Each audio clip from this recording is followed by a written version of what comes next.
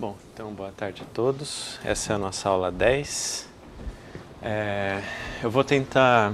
Bom, nessa aula a gente vai finalizar o capítulo 2 do livro, que é esse parágrafo de algumas propriedades sobre o grupo fundamental, algumas propriedades adicionais. E vamos tentar, depois disso, começar o capítulo 3, que é o que começa com o cálculo do grupo fundamental do círculo.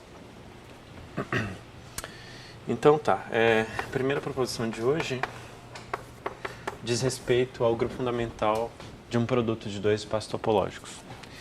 Então, em resumo, o grupo fundamental de um produto é o produto dos grupos fundamentais. Então, se P e Q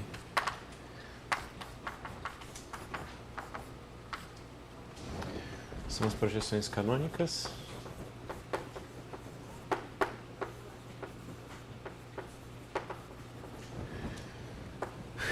desses espaços produto, né? Então, Y e X são espaços topológicos.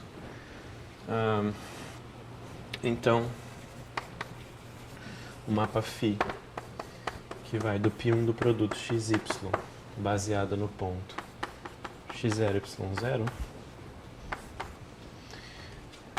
e chega no π1 de x baseado no x0, produto com o π1 de y no ponto y0, definido da seguinte forma: pego uma classe do produto e levo no imagem pelo homomorfismo induzido pela P do alfa na primeira coordenada, imagem pelo homomorfismo induzido pela Q do alfa na segunda. Esse cara aqui é um isomorfismo.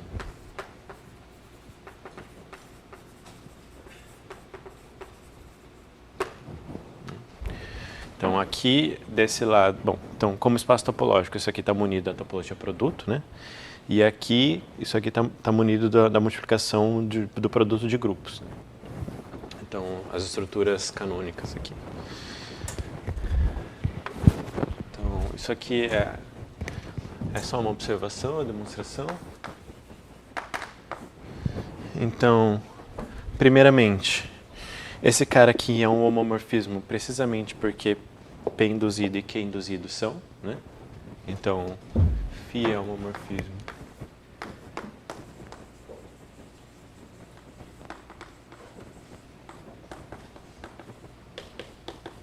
P e Q induzidos são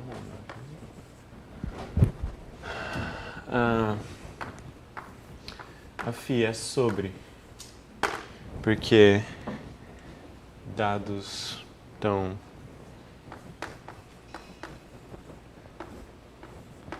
duas classes, pegando π1 de x baseado em x0 e B no π1 de y baseado em y0. Então, o caminho C, definido por AB,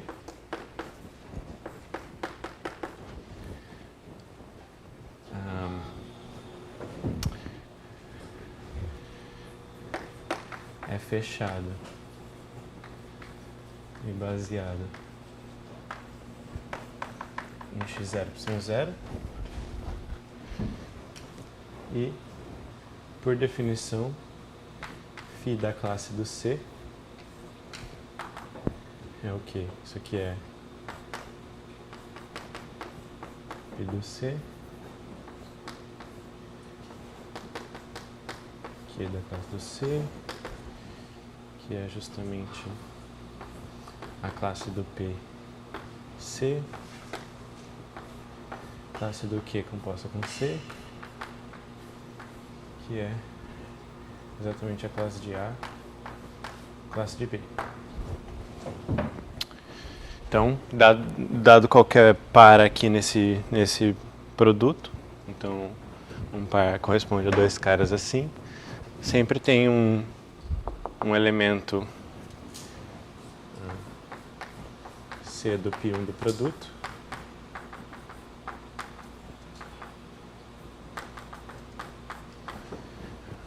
cuja imagem pela φ é o par dado. Então isso aqui é um mapa sobrejetivo, é um homorfismo, então basta mostrar que é injetivo, né? Finalmente, φ é injetivo.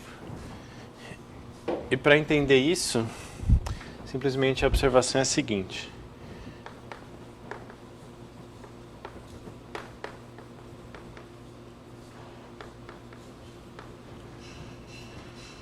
Um caminho fechado qualquer,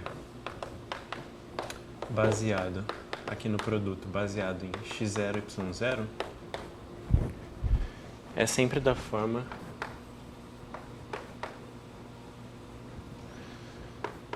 C de S igual a de S, B de S, onde A e B são as coordenadas do caminho, né?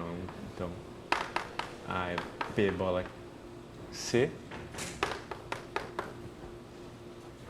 é um caminho baseado em x0,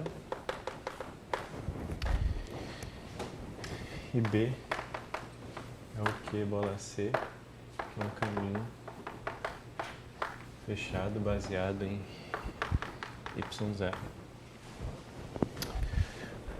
E dado qualquer outro C', caminho fechado aqui no produto, baseado no x0 e y0,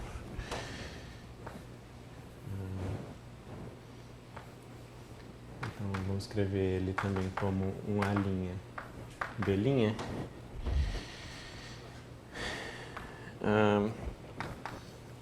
A gente tem o seguinte, que o C é homotópico como caminho fechado ao C', C e somente C, cada componente é homotópico. As componentes respectivas são homotópicas entre si. E isso porque se K é uma homotopia entre C e C', isso quer dizer que K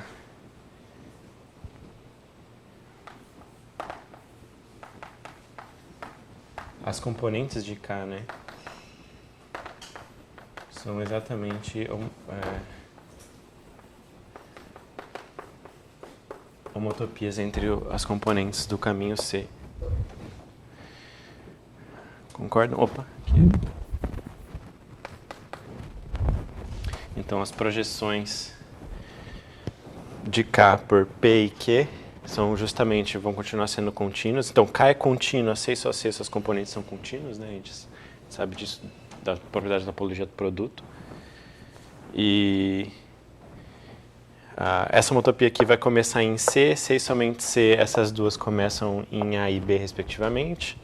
E essa daqui vai terminar em C', C e somente C, essas aqui terminam em A', B'. Então isso daqui dá injetividade, né? Porque se... Então isso aqui implica que φ é 1 a 1.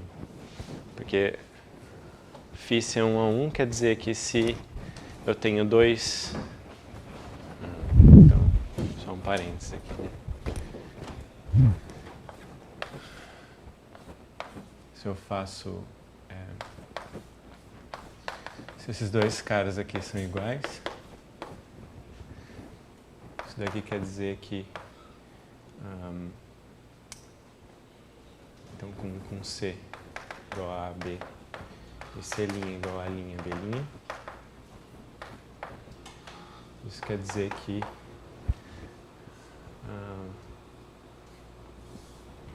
que as componentes, então que A é igual a A' e B é igual a B'. Mas aí isso quer dizer, por aquilo ali, que C é igual a C'. Então, imagens iguais implicam em caras iguais.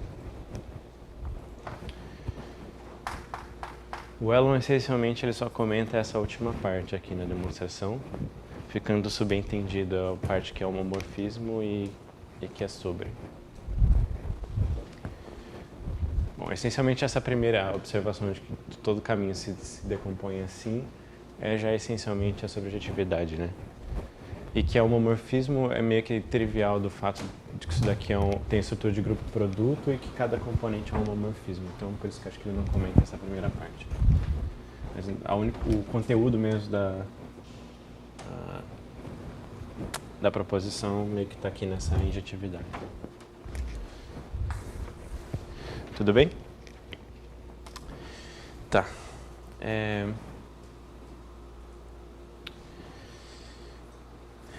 Corolário.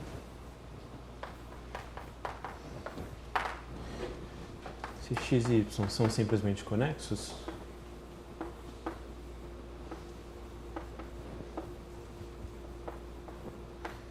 então o produto também é.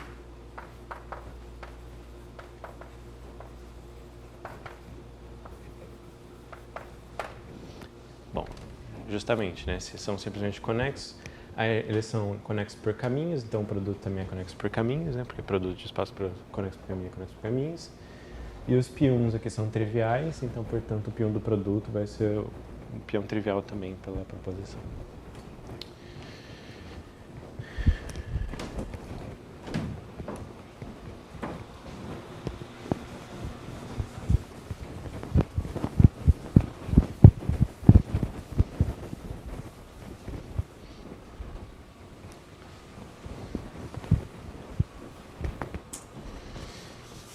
Tá.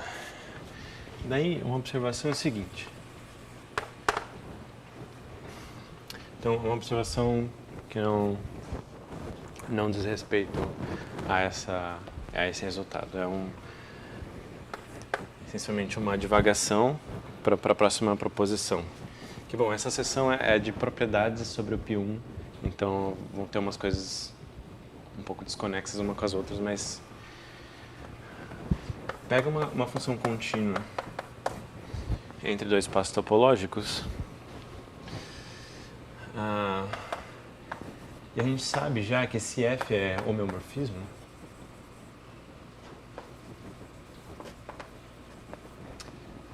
Então, o homomorfismo induzido pela F é um isomorfismo. A gente já viu isso logo no começo e depois a gente deu um trabalhinho para mostrar que, na verdade, se F for uma equivalência homotópica, isso também é verdade, né? Aí você pode se perguntar, por exemplo, então nesse caso específico, né, que é uma contínua objetiva com inversa contínua, se a gente tirar algumas dessas hipóteses, o que acontece com o homomorfismo induzido. Então,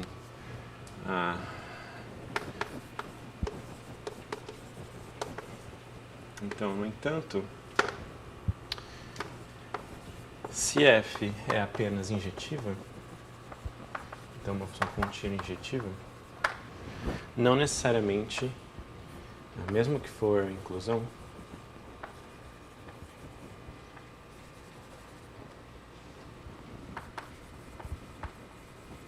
digamos que a F fosse a inclusão de x.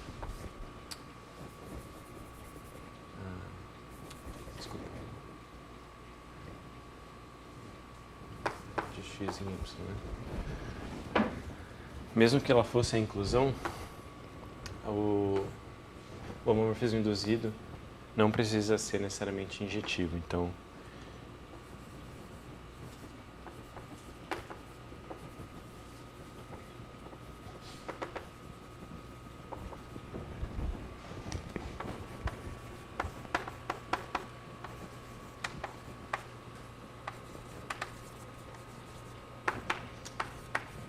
e aí, para dar esse exemplo, a gente meio que supõe que a gente sabe que o π1 do círculo é não trivial, que é o que a gente vai fazer depois.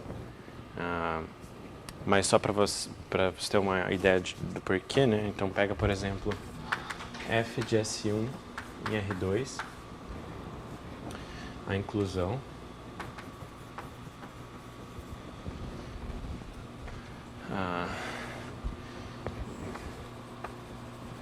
Então, como o π1 de S1 é não trivial,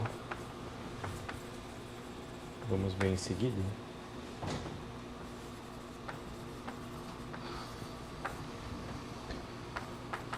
E R2 a gente sabe que é contrátil, então, portanto, esse π1 aqui é trivial.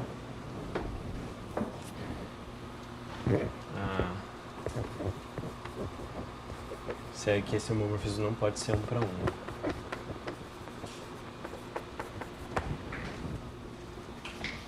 Então, senão teria que ter uma cópia desse cara aqui dentro como subgrupo do π1 de R2, mas que isso aqui é trivial. Isso é não trivial, né?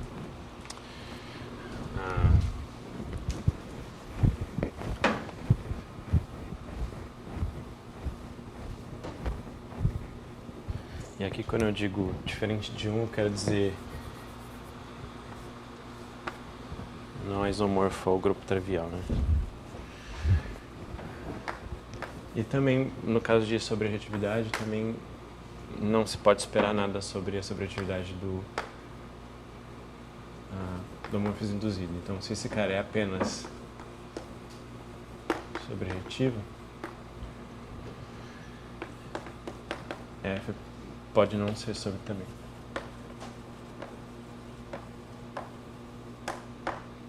Então, o exemplo também usa o fato de que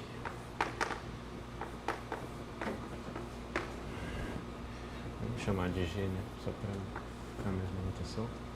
Então, esse cara aqui que enrola, na verdade a gente vai chamar essa aplicação de Xi, mais no final da aula. Esse cara que enrola a reta no círculo,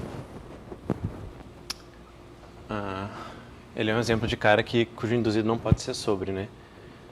Porque o π1 desse cara aqui é trivial e o π1 desse cara aqui é não trivial.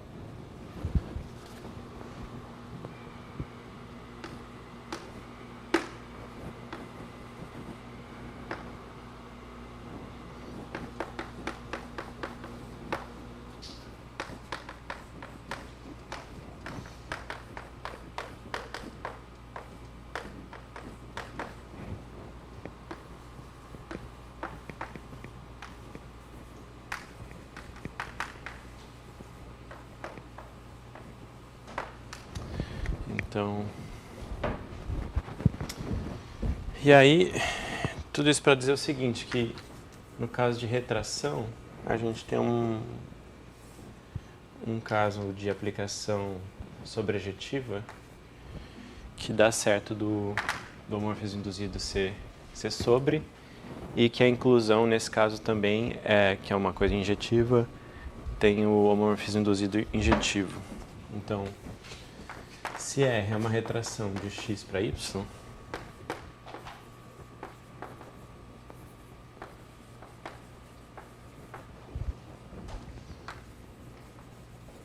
então, né, ela é idempotente, né, então R quadrado é igual a R.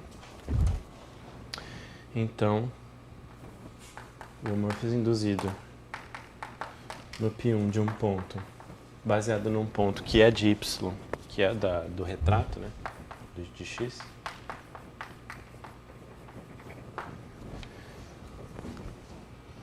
para y0 no retrato, é sobrejetivo.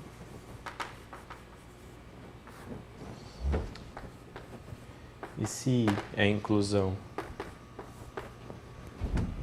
do retrato no x,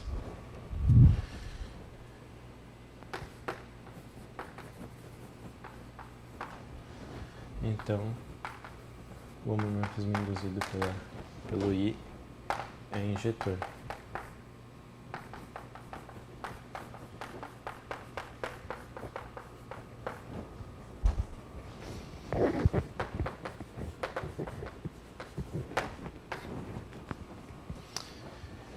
E assim, então, bom,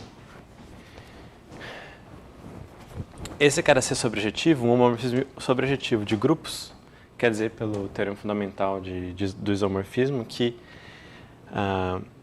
esse cara aqui é isomorfo à imagem, que é sobre, né, dividido pelo kernel desse homomorfismo, né. E E esse cara sem injetivo quer dizer que esse cara é isomorfo a um subgrupo do π1 de x. Então, assim, ao mesmo tempo, o π1 de y, baseado num ponto de y, y0, ele é isomorfo a um quociente do π1 de x, baseado nesse mesmo ponto.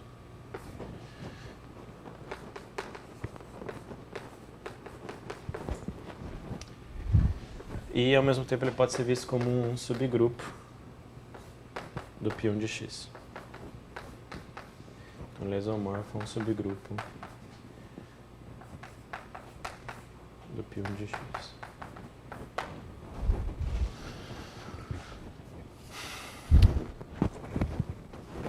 E por que? Bom, o motivo é quase que trivial, é direto da definição de retração.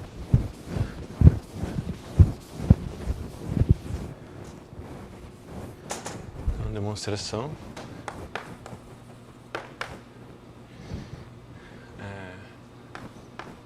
A gente sabe que R retração quer dizer que ela composta com a inclusão, ou restrita a y, é a identidade, né? Mas a gente sabe que o induzido pela composta é a composta dos induzidos.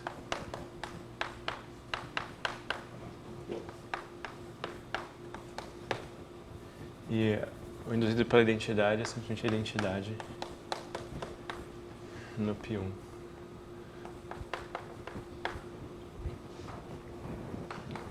Para todo y0 em y. Isso daqui implica que esse cara é sobrejetor e que esse é injetor de uma vez só, né?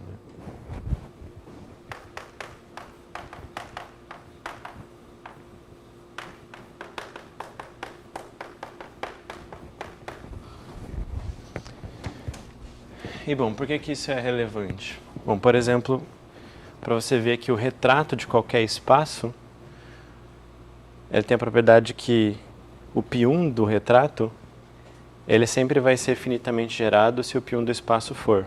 Porque quociente de grupo finitamente gerado é um grupo finitamente gerado. É só você pegar as projeções dos geradores desse cara aqui, ele vai gerar esse grupo aqui. Lembra que não é por causa desse fato aqui, né? Porque subgrupo de grupo finitamente gerado não necessariamente é finitamente gerado. Só um caso em que é o caso em que o grupo é abeliano, mas não necessariamente isso aqui vai ser. Mas por causa disso aqui você consegue concluir isso, né? Quociente de finitamente gerado é finitamente gerado. Então um corolário é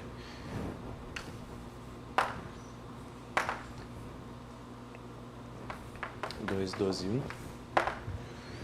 É que se o grupo fundamental de x é finitamente gerado,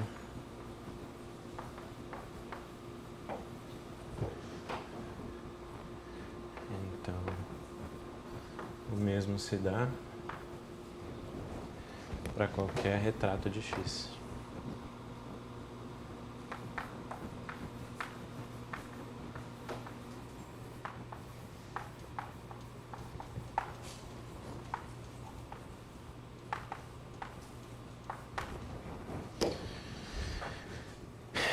Bom, e também é verdade que se x for simplesmente conexo, qualquer retrato vai ser. Né? Porque o π1 do retrato vai ser sempre um quociente do trivial, por alguma coisa vai ser trivial.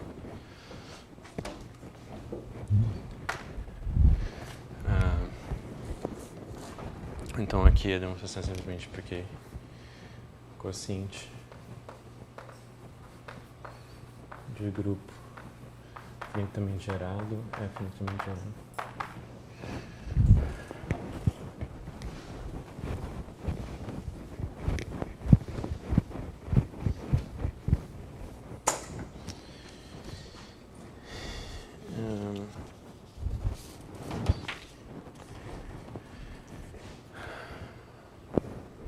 Então aquele outro que eu mencionei aqui, x simplesmente conexo, implica que qualquer retrato de x é simplesmente conexo.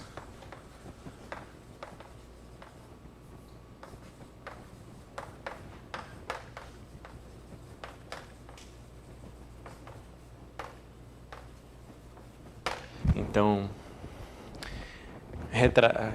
retratos nunca pioram a topologia no sentido do π1, né? O π1 vai ser tão simples quanto o do x. Tão simples ou mais simples que o do x, porque ele sempre pode ser visto como um subgrupo do π1 de x. Bom, se bem que essa é uma heurística um pouco não tão precisa, né? Porque, por exemplo, como eu falei, subgrupo de grupo finitamente gerado não necessariamente é finitamente gerado, mas como ele também é quociente, então ele é bem comportado, assim, de fato. Então, por exemplo, isso de finitamente gerado continua sendo preservado. Então, por essas duas propriedades aqui, você pode ter essa heurística de que o π1 dos retratos é sempre tão simples quanto o π1 do espaço todo. Bom, e agora uma proposição não trivial, 2.13, que também pode ser vista como uma versão simplificada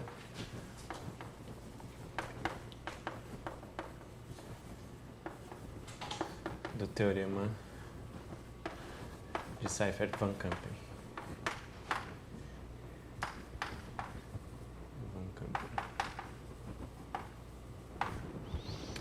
Que eu pretendo voltar a ele, mais a versão completa provavelmente eu vou dizer mais a respeito, mais para o final do curso.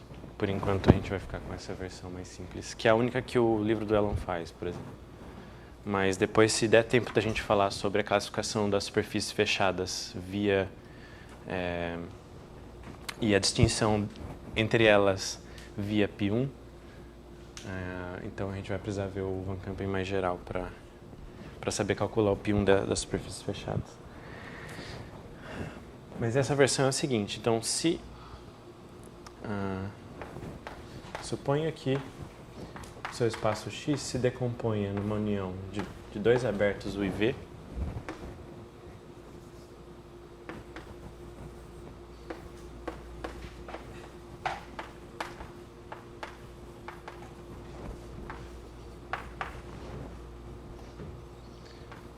conexos por caminhos,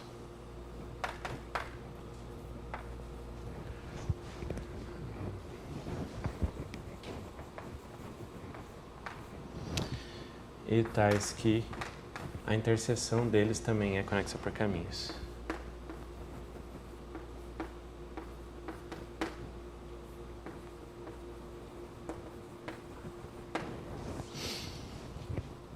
Vamos denotar por I a inclusão de U inter V em U. De U em X. E J a inclusão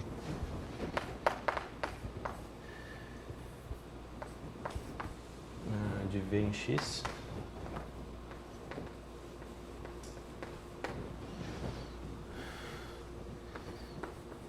E vamos fixar um ponto básico na interseção de U e V.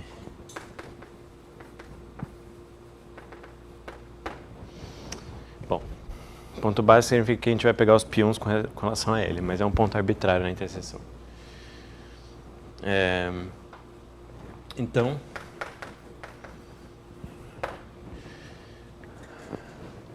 o que esse teorema diz é que o π1 do x no ponto x0 é gerado pelas imagens dos homomorfismos induzidos por I e J.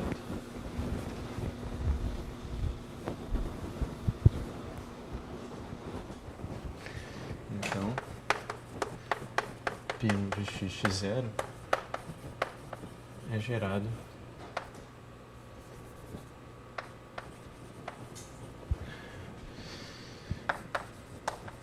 pelas imagens.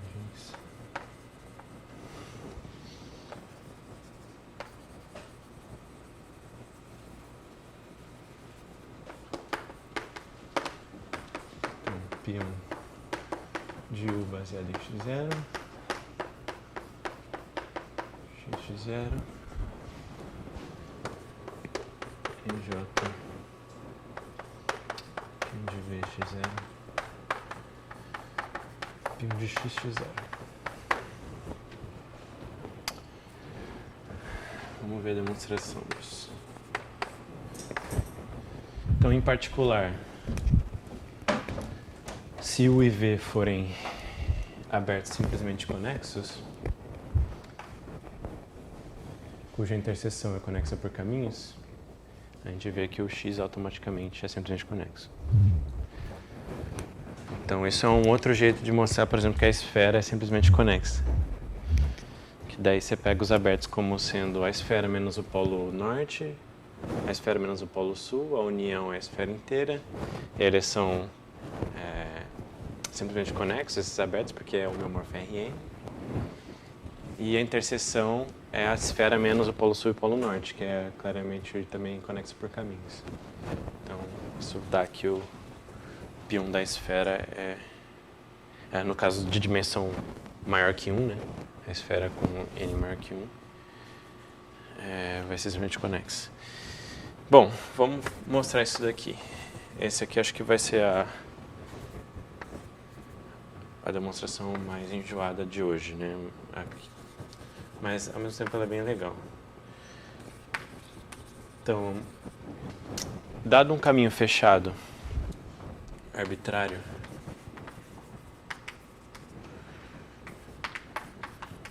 digamos A de x baseado em x0, a gente quer mostrar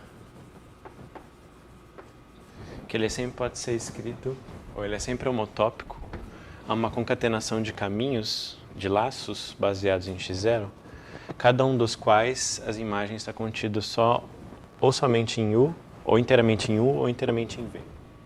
Então, isso vai mostrar que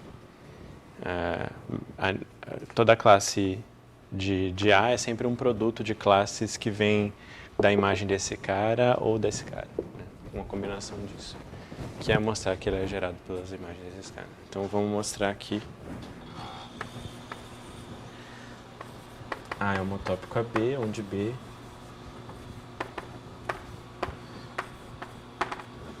é uma concatenação finita, né? É um produto finito.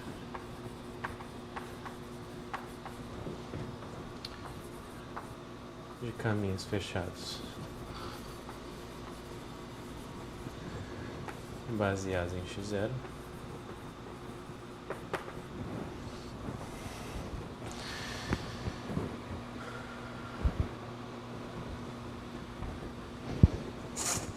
Caminhos fechados B.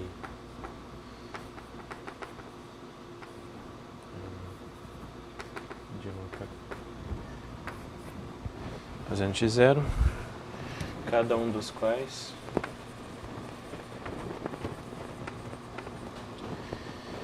está inteiramente contido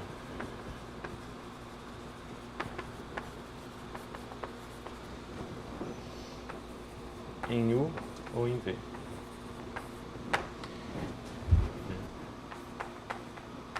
Então, a imagem desses caras está em U ou em V.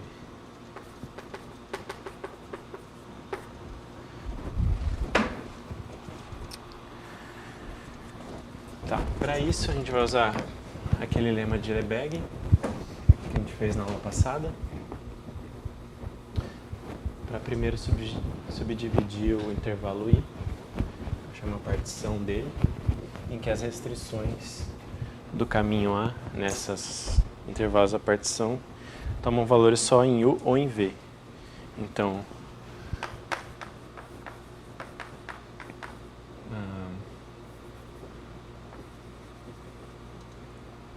como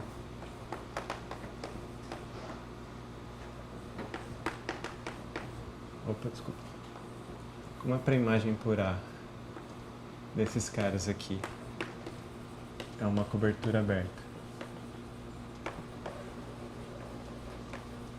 de I, que X é a união de U e V, I é compacto,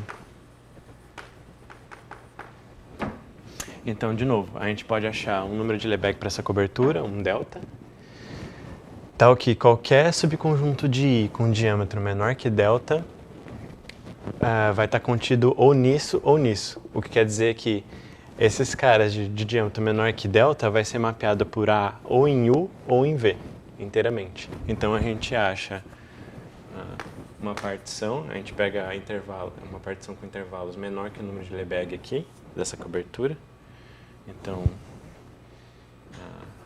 existe delta, número de Lebesgue.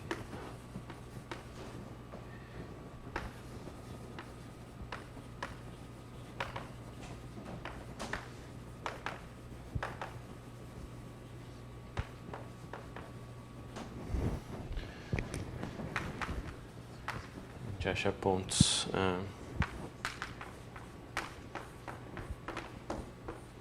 S0 até SK tais que a diferença, né, entre SI e SI menos 1 é sempre menor que delta para todo I de 1k, de onde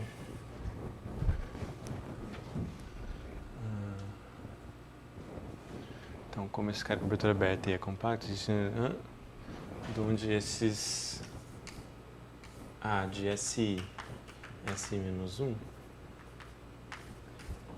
está sempre em U ou em V, certo?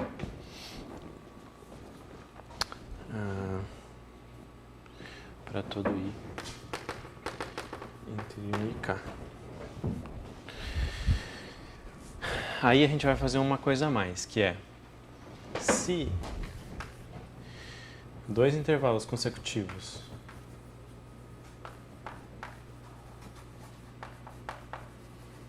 digamos SI e menos 1 SI e SI mais 1. Desculpa, aqui tá errado, né? Que é S menos 1, SI. Bom, aqui não importa, mas enfim, aqui tá certo.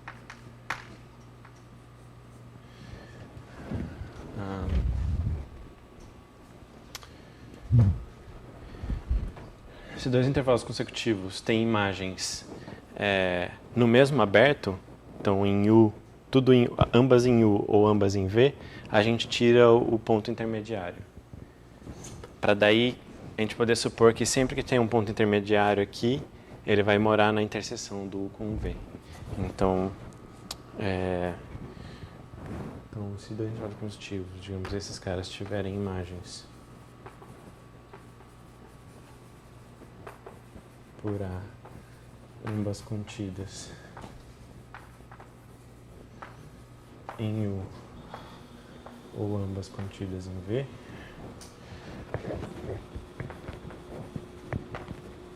logo eu vou fazer um desenho disso aqui, tá? A gente vai descartar o ponto intermediário.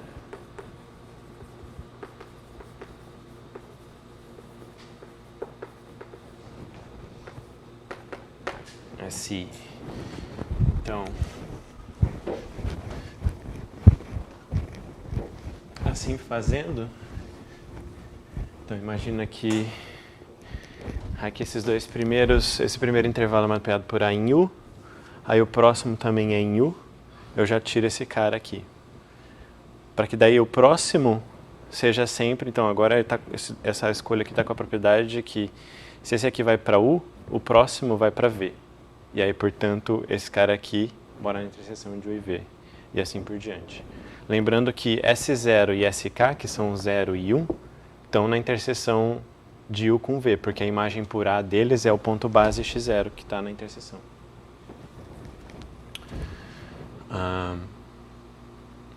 Então, desculpa, eles estão na pré-imagem de U e V, né? E aí, portanto, a imagem por A de S0 e de SK é o próprio x0 que está na interseção. Então, assim, fazendo, podemos supor que essas imagens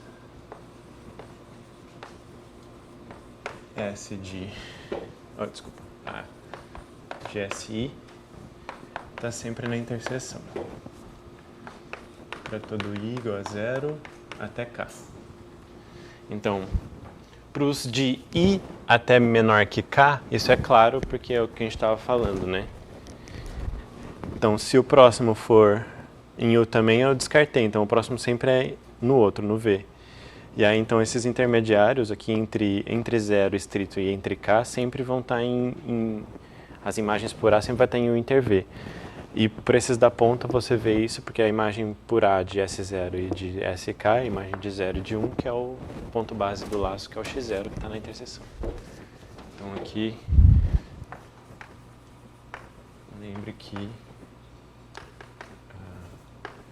A de S0 é igual a de 0, que é igual a de 1, que é A de SK, que é tudo X0.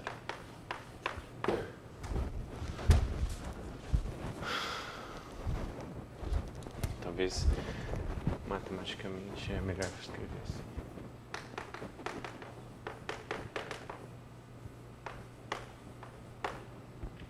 Então isso aqui está em inter-V. Bom, beleza, concorda com isso? Até aqui? Tudo certo?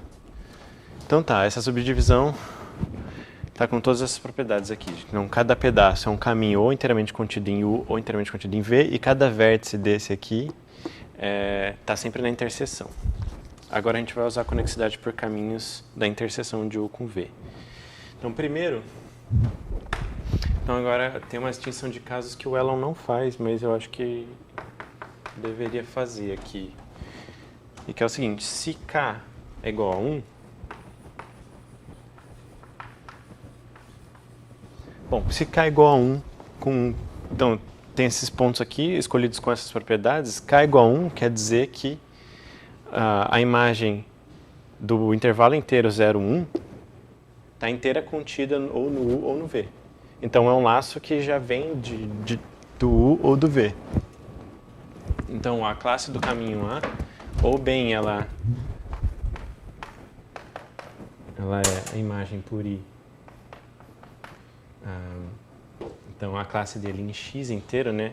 Ou bem é a imagem por I da classe dele em U, ou da classe dele em V. E aí não há o que provar. Então,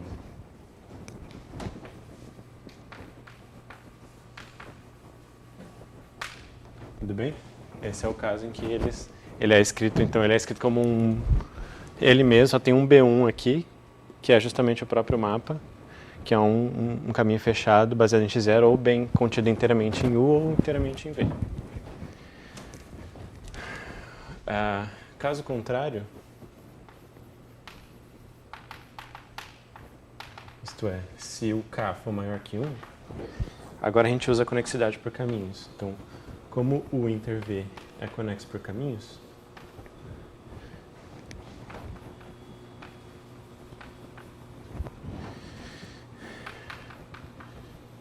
podemos considerar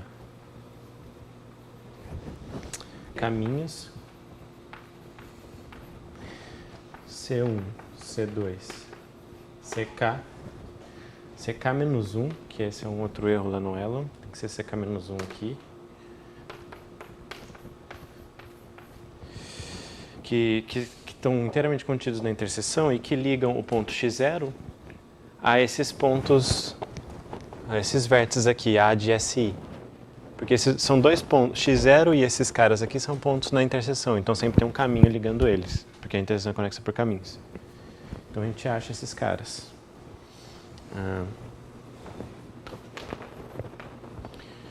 Então isso aqui, CI de 0 é X0 e CI de 1 é A de SI.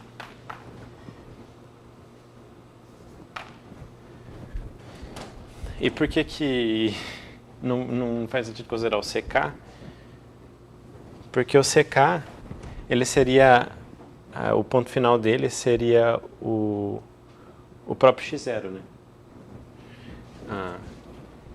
Então, esse caminho aqui poderia considerar o caminho constante x0, né? O caminho CK, começando em x0 e terminando em x0. E essencialmente não vou usar isso para nada. Eu vou fazer o desenho aqui agora dessa situação para vocês entenderem o que está acontecendo. No livro do Elon está sem os abertos, tem a curva. Aí é bem difícil você perceber como é que seria uma situação com os abertos juntos. Então vou tentar fazer com os abertos. Então vamos fazer assim. Aqui é o ponto x0. Aí vamos supor que tem uma curva assim.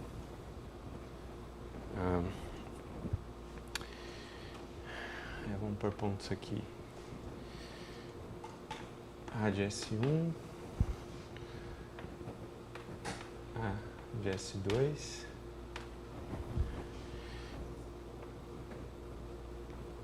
A de S3. A de S4. De forma que cada um desses caminhos aqui intermediários é o A1, A2, A3, A4 e A5. Aqui nessa figura, aí é aquele caminho que a restrição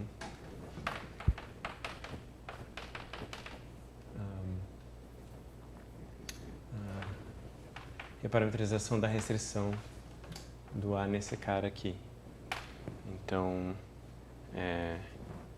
SI menos 1, SI. Ou seja, é o cara que tem imagem igual a essa restrição aqui.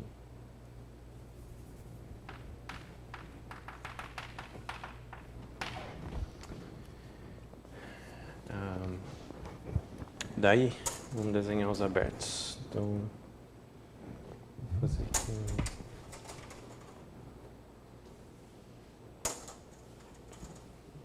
tentar fazer com roxo o aberto U. Então,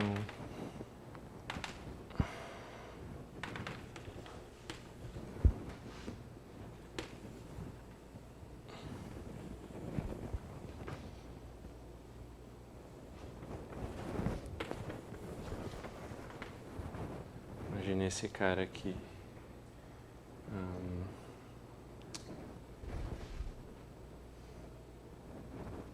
Tudo bem.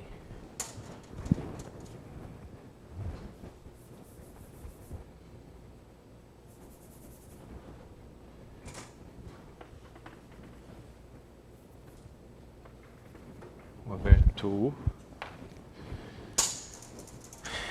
Vamos fazer um aberto V. Putz, pior que... Não sei o que fica melhor de cor aqui. Talvez o verde, né?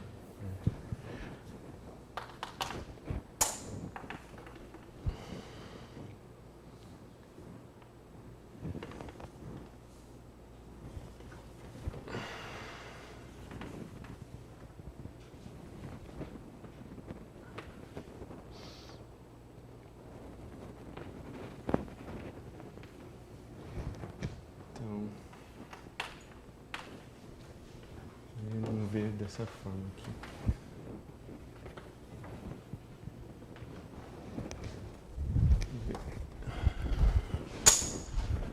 Tá. Percebe que aqui nesse desenho, então, o A de S0, S1 está contido inteiramente no U. O A de S1, S2... desculpa, então o que mais? E o A de S4, S5. Então, A de S4, S5, que seria o K igual a 5, então aqui, K igual a 5, Esse cara está inteiramente em U. Enquanto que os caminhos de S1 a S2, de S2 a S3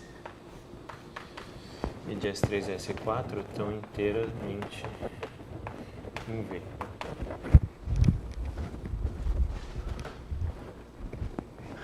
Esse cara está inteiramente em U e esse cara aqui inteiramente em U. Bom, x0 é um ponto da interseção, mas aí você vê que o V não necessariamente pega a imagem do A1 e nem do A5, mas ele contém a imagem do A2, do A3 e do A4. Só que aí, beleza, daí o que a gente está fazendo aqui nessa última parte da conexidade por caminhos? Que como esses pontos aqui, esses vértices, estão sempre na interseção do aberto U e V, e o x0 também, sempre a gente consegue achar um caminho aqui ligando o x0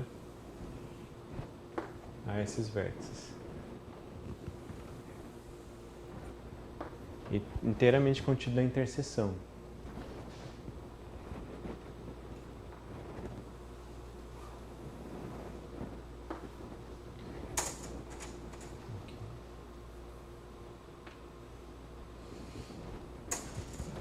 Esses caras aqui são o nosso C1, C2, C3 e C4. E percebe que o C5 não faria sentido aqui, que seria o CK. Então, beleza. Então, o x0 ele é tanto A de S5 como A de S0, né? Beleza, o desenho é mais ou menos esse. Espero que ele tenha elucidado um pouco. Deu para entender o desenho?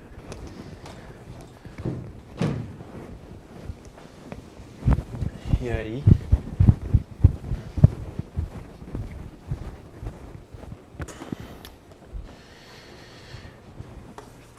Ora, então a gente tem o A, ele é sempre homotópico a essas reparametrizações das restrições dele, que a gente já viu na aula passada, esse fato, onde cada um desses aí tem imagem justamente em -1 SI. Deixa eu ver se eu não estou escrevendo errado. SI -1 SI, tá? Para tudo I entre 1 e K. Então, a gente pode fazer o seguinte truque, para escrever o A como uma concatenação de Bs que são laços fechados, cada um dos quais contidos inteiramente ou em U ou em V. A gente faz o seguinte.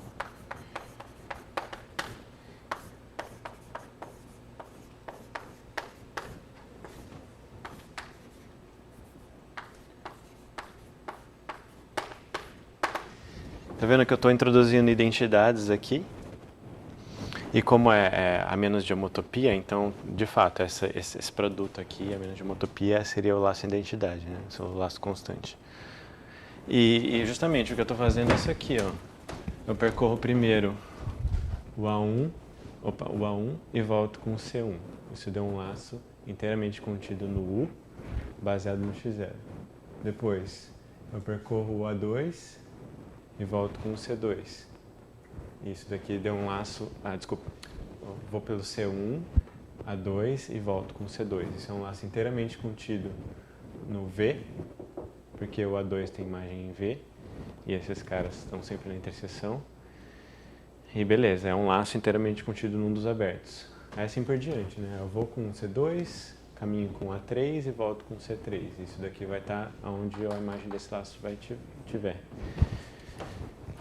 Então, dessa forma,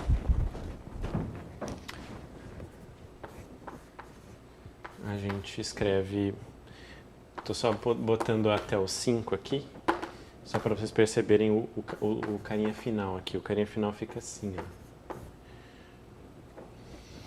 só o CK-1, então o nosso K no exemplo ele seria o C4, para matar com esse último, com esse outro penúltimo cara aqui, e ficar só com o coisa final aqui. Então seria o C4 e voltar com o A5. E aí percebe que não faz sentido ser CK AK, como está no livro do Elon lá, tem que ser CK-1 AK. Bom, beleza, então cada um desses caras aqui é o nosso, a gente vai definir como sendo os Bs. Etc. até o BK. Então isso daqui é B1, B2, BK, que é o nosso B. E aí isso termina a demonstração, porque cada um desses caras aqui são de fato laços baseados em x0, cujas imagens estão ou bem todas em U ou todas em V. Tudo bem? Fez sentido? Tá. Bom, você vê que a gente não escapou desse negócio do número de Lebesgue tanto para mostrar que a SN é simplesmente conexa daquele jeito lá, que a gente fez antes, e tanto como agora, porque daí como corolário disso dá para mostrar que o SN é simplesmente conexo, mas a gente usou isso. Então a compacidade do I é bem importante no final das contas. Para esses argumentos de achar partição.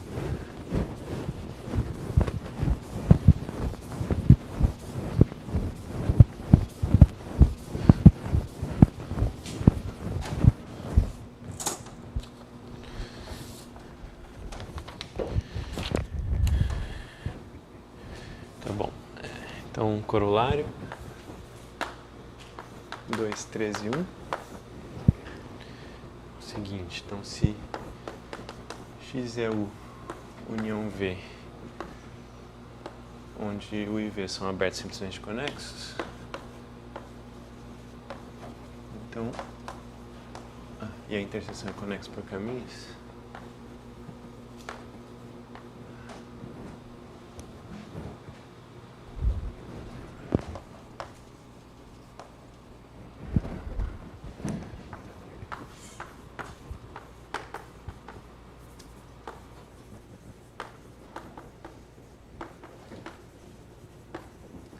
teve uma aula lá atrás, quando eu estava falando de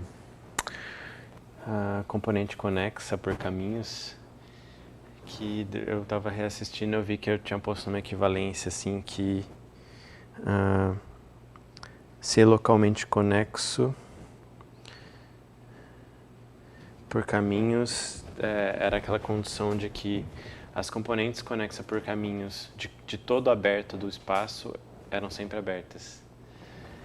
E eu pus para todo U contido em X, a componente conexa por caminhos, as componentes conexas por caminhos do U são abertas.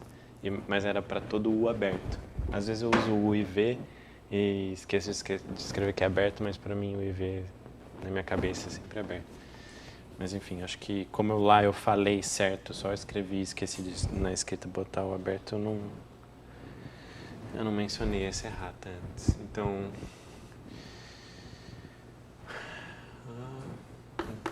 o X é simplesmente conexo.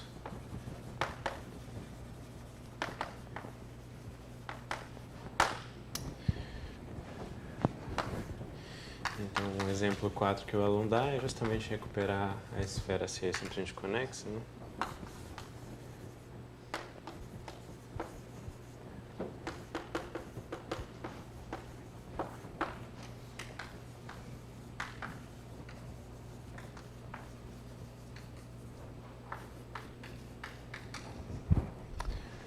E aí o sketch é o que eu já tinha falado antes. Então você tira o polo norte e o polo sul.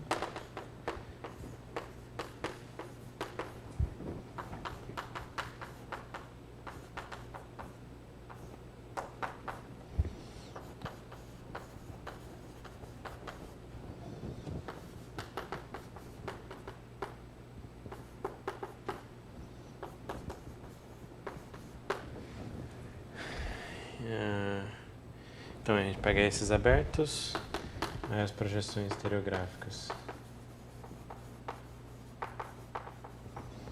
mostram que esses abertos são homeomorfos a Rn, então portanto são simplesmente conexos.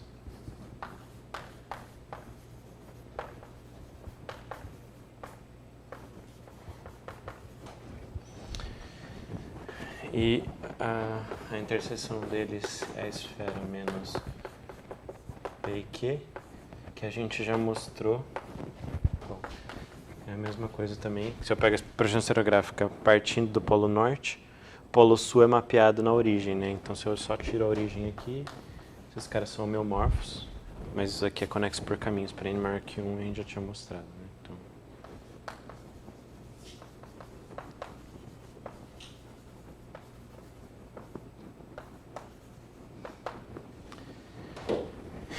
e aí, então, o corolário implica que a esfera é simplesmente conexa. Para n maior que 1.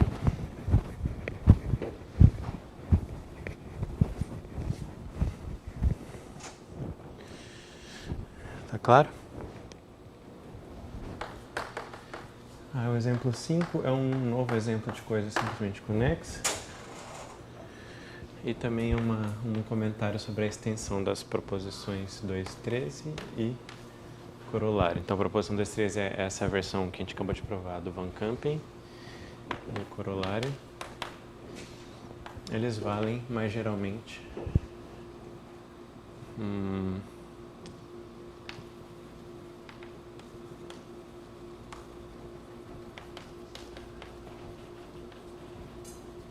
para casos onde você consegue escrever o espaço X como uma união de x1 e x2 com a interseção conexa por caminhos.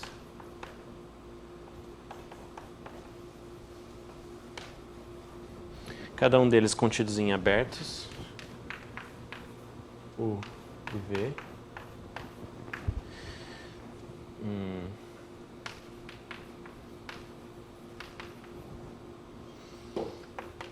Tais que a interseção desses abertos é conexa por caminhos.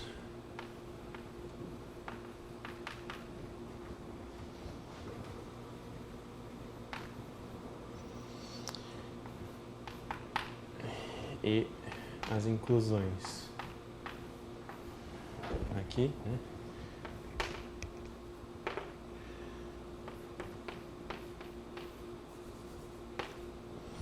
Sejam equivalências homotópicas.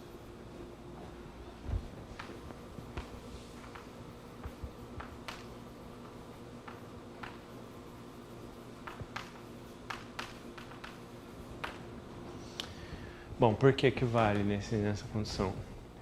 Porque, bom, o x ser a união desses dois caras e eles estarem contidos em U e V, quer dizer que o x também é a união de U e V, né? Mas o U e V são abertos, cuja interseção é conexa por caminhos. E esses caras... Isso. Esses caras aqui sendo equivalências homotópicas, quer dizer que o homomorfismo induzido por eles é um isomorfismo de π1. E na verdade, ele identifica os π1s, né? Porque isso aqui é uma inclusão.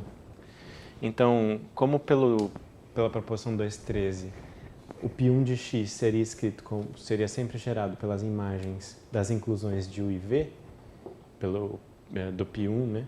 De U e V, também, o π1 de x também é em particular escrito como as imagens de elementos do π1 de x1 e x2, porque esses caras, os π1s deles são isomorfos.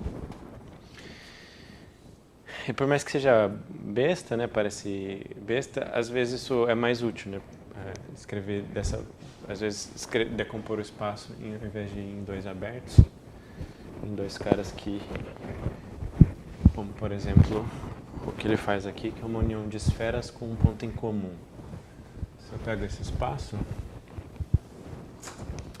então, por exemplo, se X é o espaço topológico, que é a união de duas esferas de dimensão maior que 1,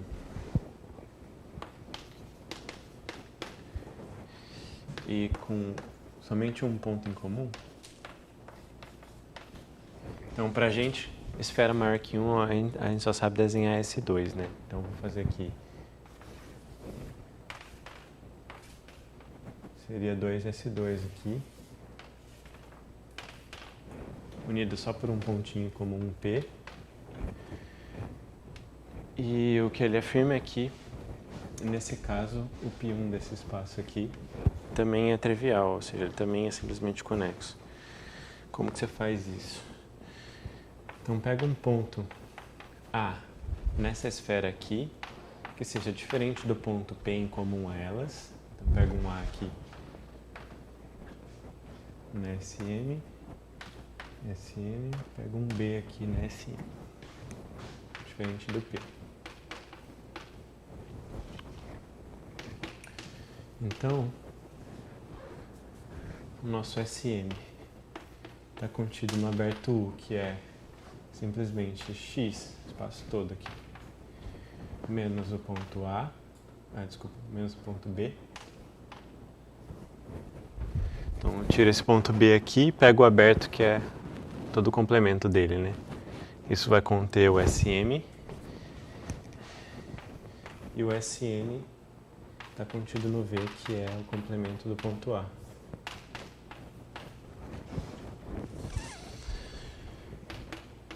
Aí o que você observa é que, nesse caso, esse cara aqui, essas inclusões,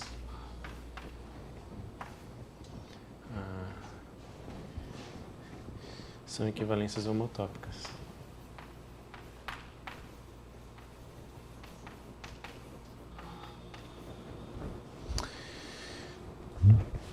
Por quê?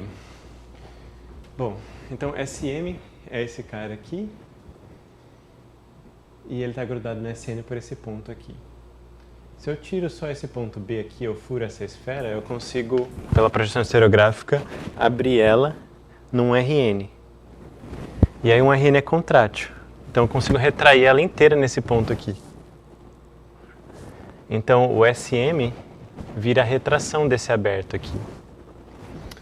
E portanto, a inclusão, se eu penso nessa retração aí, né? Esse cara aqui contrai toda a SM sem mexer no SM. Então, contrai toda a SN para o ponto e mantém isso daqui fixo. Esse cara aqui vai ser uma inversa homotópica da I. Assim como dá para fazer o mesmo argumento para J. Justamente porque você tem esses MN maior que 1 aqui. E aí, bom, sendo equivalência homotópica, daí dá para aplicar o teorema. Então, portanto, U e V. Aqui que a gente usa aqui, então, se isso aqui é equivalência homotópica, os π1 são isomorfos. E o π1 dessas esferas são triviais, né? Então, U e V são simplesmente conexos.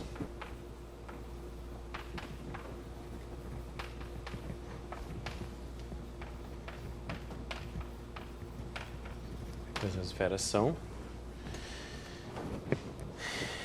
E como o inter V é simplesmente SM menos A união SN menos B,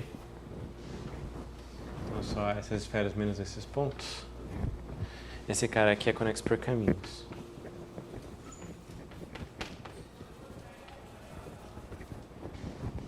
Lembrando que isso aqui é MN são maiores que 1.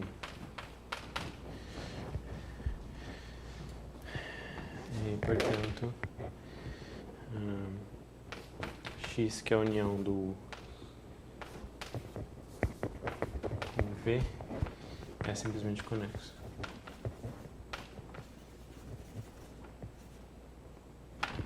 Pelo corolário original, né? Ficou claro? Bom, então mais um espaço aí que a gente sabe que é simplesmente conexo, que não é contrátil e que é diferente de uma esfera sozinha, né?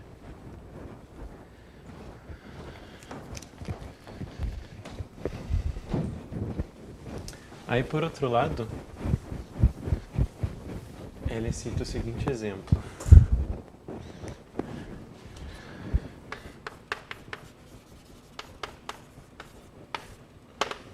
que é o cone de Griffiths.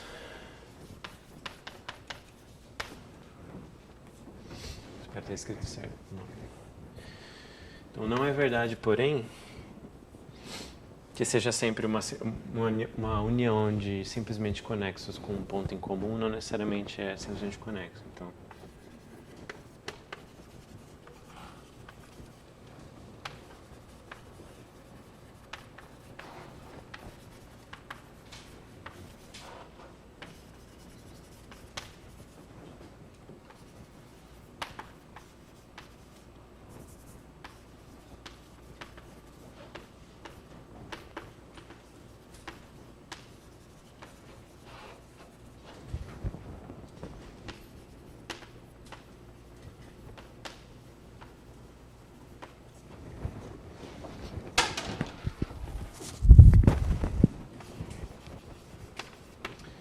Então, pode ser que às vezes simplesmente conexos com um ponto em comum não sejam simplesmente conexos. Um contra-exemplo é o seguinte.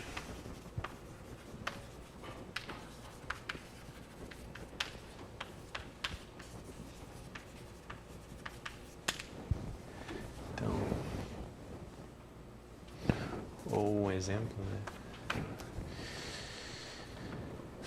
Então, para todo n natural, vamos pegar o seguinte. Pega yn, o círculo de raio 1 sobre n e centro 1 sobre n0 em R2. Com menos aqui. E pega o Zn como sendo o mesmo círculo, só que com centro em 1 sobre n0.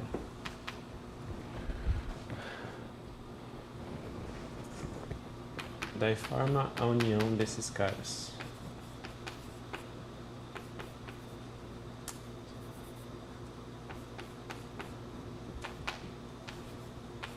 Z união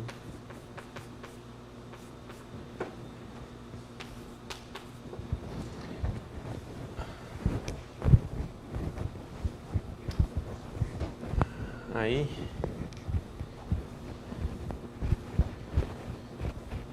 a gente vai fazer o seguinte. Defina y chapéu como cone sobre y, que é esse seguinte espaço aqui. Vai ser o y vezes o intervalo 0,1, onde a gente vai identificar o y vezes 1 com esse vértice aqui em cima. Então, vai ser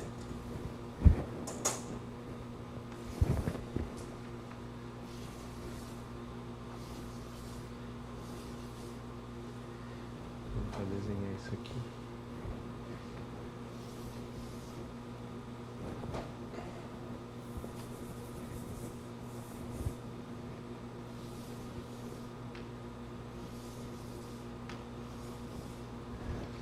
Então você tem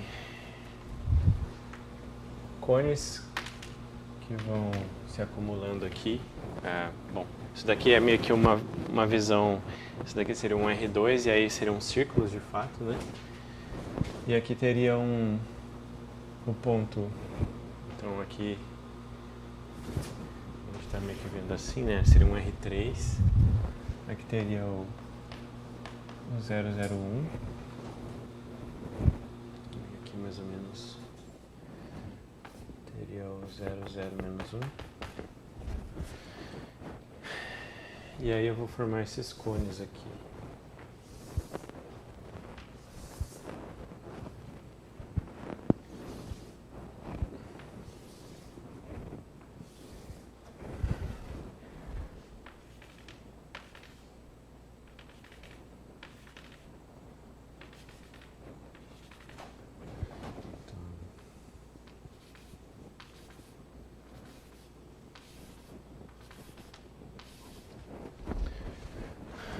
gente vai formar esse cara.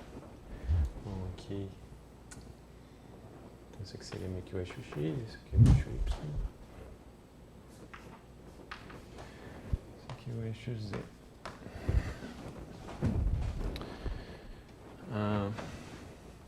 Então, tá vendo que a gente fez esse cara aqui, que é o Y, essa união aqui, tem vários círculos cada vez mais próximos aqui da origem, né, com raios cada vez menores. A gente fez vezes o intervalo 0, 1, e aí identificou a parte de cima com um ponto só, com esse ponto aqui. A mesma coisa aqui, a gente fez vezes 0, 1, e aí identificou toda essa base aqui com esse ponto. Então, isso aqui vai ser o Z, vezes o menos 1, 0, identificando o Z, menos 1, com todo mundo, com esse ponto aqui. Deu para visualizar mais ou menos esse espaço? Esse é o espaço X que a gente vai considerar. Então,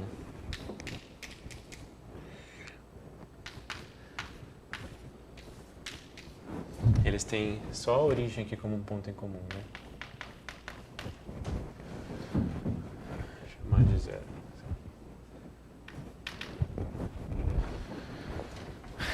Então, de novo, é uma união de espaços com um ponto só em comum. Cada um desses caras aqui é simplesmente conexo. Por quê? Porque isso aqui é um estrelado dentro de R3 com um vértice, né? Todo mundo pode... Então, ambos são simplesmente conexos porque eles são contráteis, então... São estrelados nesse espaço lateral normado. E, portanto, contráteis e, em particular, simplesmente conexos.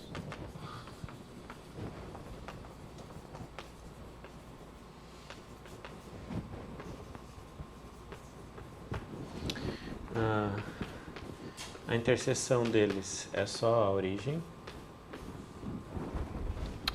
No entanto, o X não é simplesmente conexo. E, bom,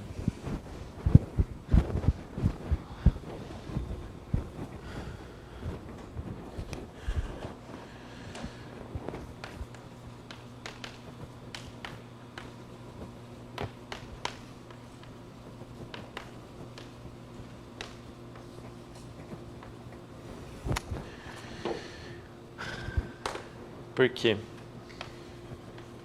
Porque se eu pego um caminho fechado, digamos A,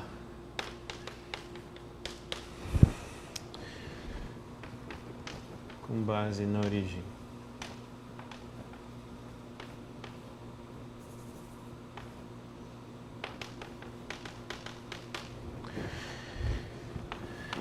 que percorra um número infinito de círculos de ambos os lados, então uma infinidade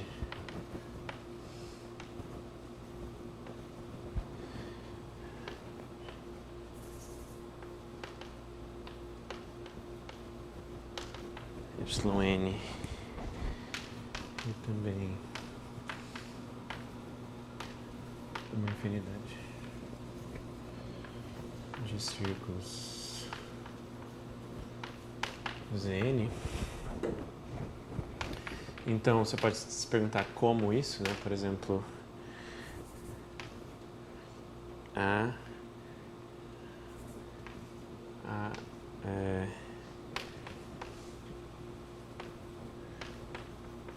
gente pode fazer assim. Pega o caminho que é fechado, o caminho fechado, que é o círculo y1 reparametrizado para percorrer ele em uma unidade de tempo que é meio. Depois Z1 em meio 2/3, Y2 em 2/3 3/4, Z2 em 3/4 a 4/5 e assim por diante. Você pega esse caminho aqui, ele vai fazendo isso aqui, né? Esse cara, depois esse. Daí ele abre um círculo maior. Esse, depois esse. E vai fazendo. Na verdade, começando dos maiores, né? E indo para os menores. Esse caminho, ele nunca vai ser homotópico, é um caminho constante. E por quê? Como que a gente vê isso? Bom, você tem lá um caminho percorrendo uma infinidade de círculos dos dois lados. O único jeito de contrair ele para a constante, que é a base do caminho, seria tentar usar esse cone aqui. Né? Porque cada um desses anéis aqui, eu não consigo mover ele numa homotopia de caminhos sem sair desse anel aqui, se eu não usar isso daqui. Certo? Porque a homotopia de caminhos fixa é o ponto base. Então, se eu quisesse retrair esses anéis para um ponto, eu teria que descer eles até aqui. Então, tipo, imagina que eu tenho esse caminho aqui, aí eu vou pensa num elástico em volta desse cone aqui. Eu vou retrair nesse elástico até chegar nesse vértice, daí eu desço e vou para esse cone aqui, daí eu retraio e venho para ele. Eu vou fazendo isso em todos os cones. Mas o problema é que esses círculos estão acumulando aqui. Então eu vou fazer uma infinidade de vezes, minha função vai para aquele ponto lá em cima e esse ponto aqui embaixo. Isso vai violar a continuidade da homotopia, numa vizinhança desse zero aqui. Porque ela vai fazer um efeito tipo aceno de 1 sobre x. Nossa, que gráfico ficou horrível aqui, mas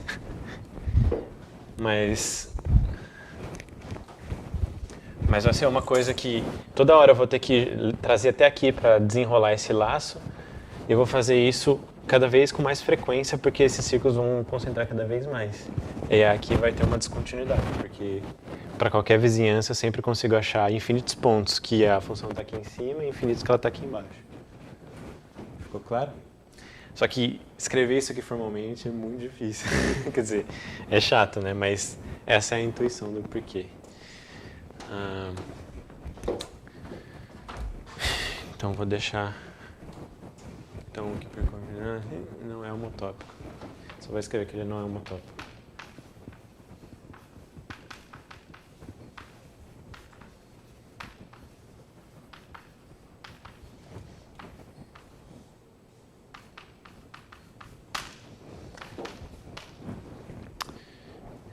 Bom,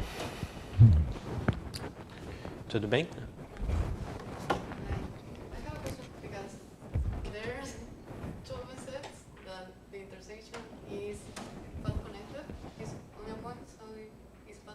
Uh-huh.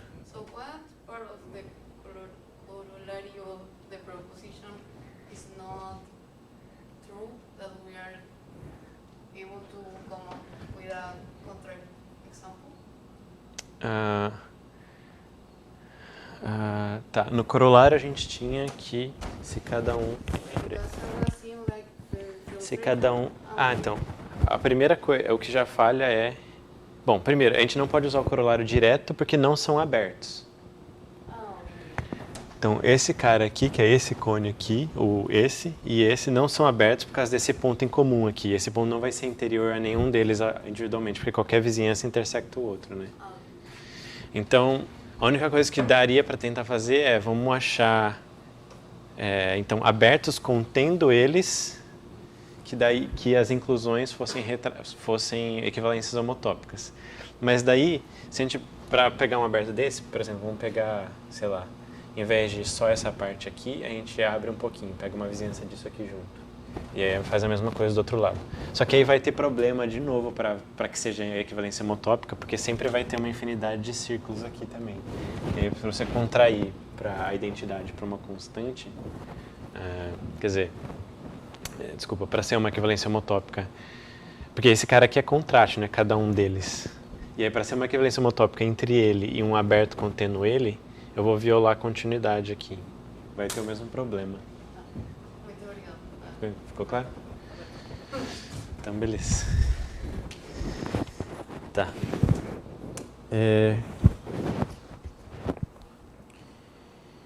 Então,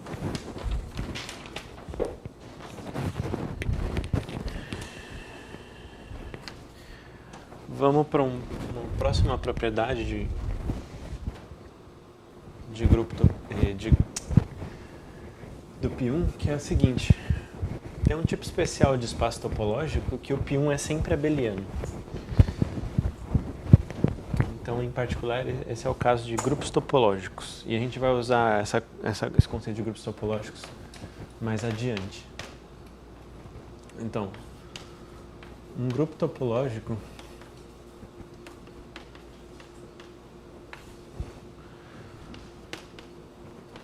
é um grupo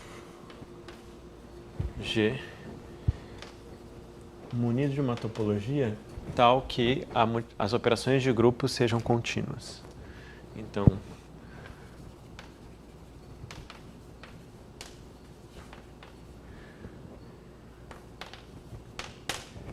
tal que os mapas M e que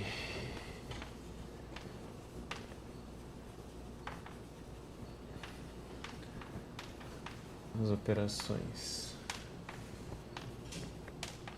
de multiplicação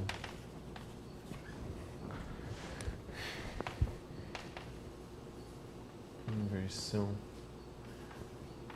do grupo G são mapas contínuos.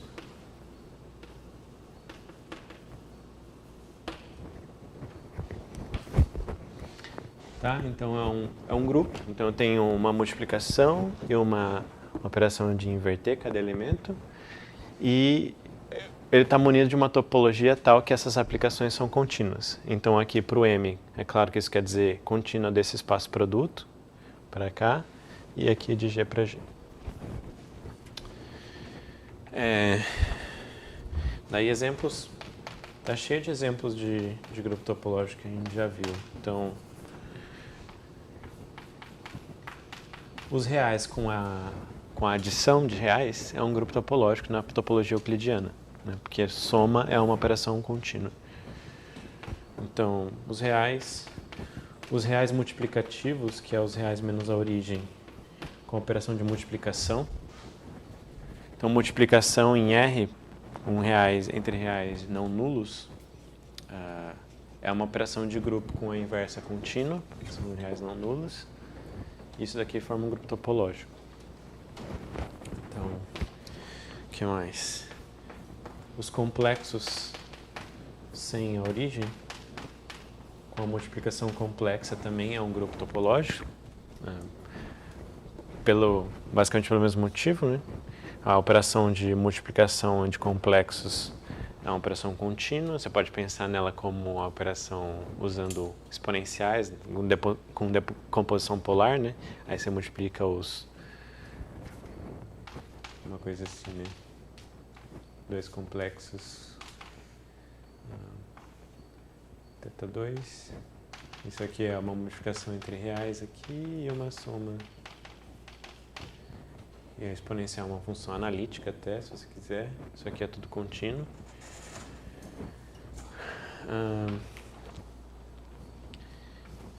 Aí tem o GLNR com a operação de multiplicação de matrizes.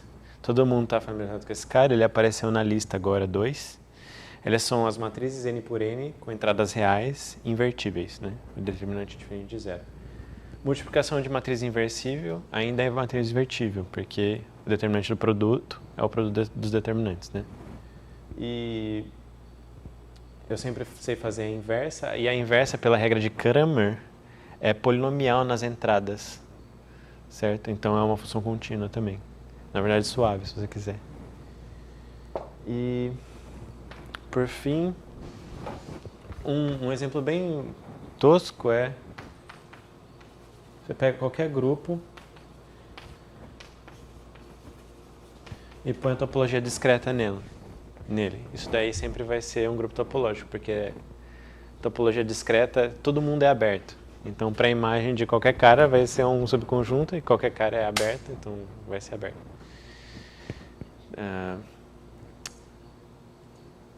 Tá, esse é o caso do grupo discreto. Aí a gente consegue fabricar mais exemplos fazendo produtos dessas coisas ou subespaço, né?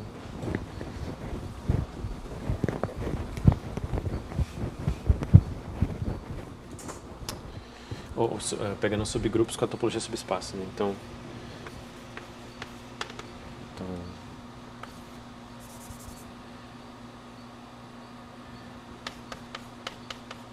pega um subgrupo de G é grupo topológico, então H é grupo topológico com a topologia subespaço. Porque as operações em H é simplesmente as restrições das operações em G, e restrição de aplicação contínua é aplicação contínua, justamente pela definição da topologia subespaço. E se eu pego um produto finito de grupos topológicos, então GK grupos topológicos, então o produto direto deles, então com a estrutura de grupo produto, modificação produto, e com a topologia produto, isso daqui é grupo topológico.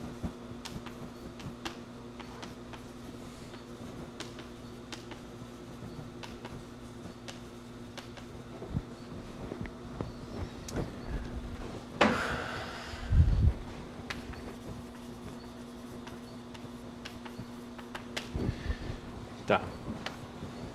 Aí com isso a gente tem um pouquinho mais de exemplos. Então, se eu pego Rn agora com a soma de vetores, isso também é um grupo topológico. Que é a soma no espaço vetorial de dimensão finita, você pode pôr uma norma, qualquer norma é equivalente, e isso daqui vai ser uma operação contínua. Mas isso é meio overkill, né? Soma em Rn é contínua, não precisa. Esse subespaço aqui do R multiplicativo, então isso aqui é um subgrupo do R multiplicativo, os que são todos positivos. Isso aqui também é um grupo topológico. Aí, em particular no caso de C, aí tem a esfera unitária, o círculo, né? Ele também é um subgrupo desse rapaz aqui. E também, portanto, é um grupo topológico. Aí o toro, nosso amigo também, que já apareceu várias vezes, mas agora eu vou falar dele em geral, então quando a gente faz N cópias aqui,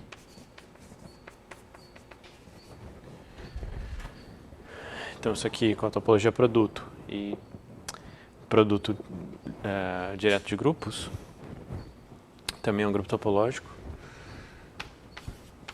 E ON, que são as matrizes N por N reais, cuja transposta é a inversa da matriz. São as matrizes ortogonais, né? Cujas linhas e colunas são ortogonais. Também esse aqui é um subgrupo de GLN e, portanto, é um grupo topológico. Então, esses são alguns dos exemplos que vai aparecer. Esse aqui é o N-toro. Então a gente vai provar que todos esses caras aí, só porque eles têm uma estrutura de grupo topológico, o π1 deles é já automaticamente abeliano.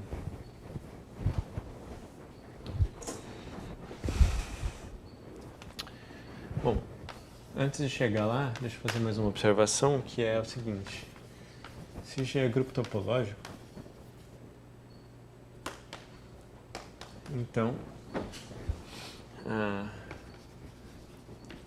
cada ponto desse G induz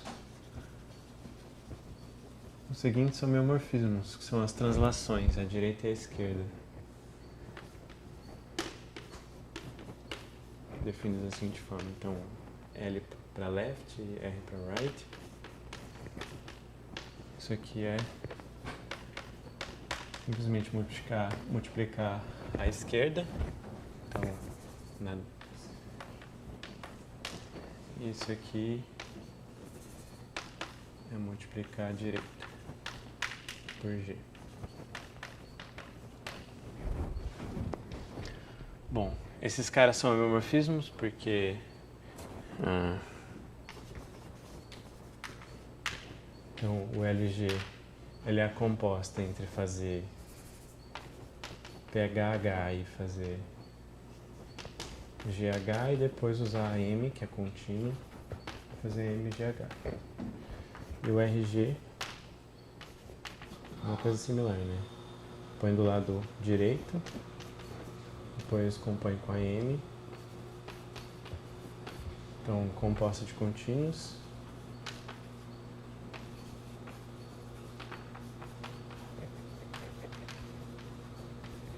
Para todo G.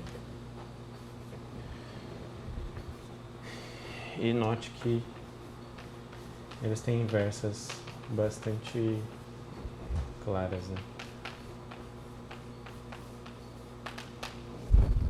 Eu nem preciso falar o outro lado, né? Que o outro lado também compõe para a identidade, porque eu posso simetrizar o argumento, né? Para todo G isso daqui.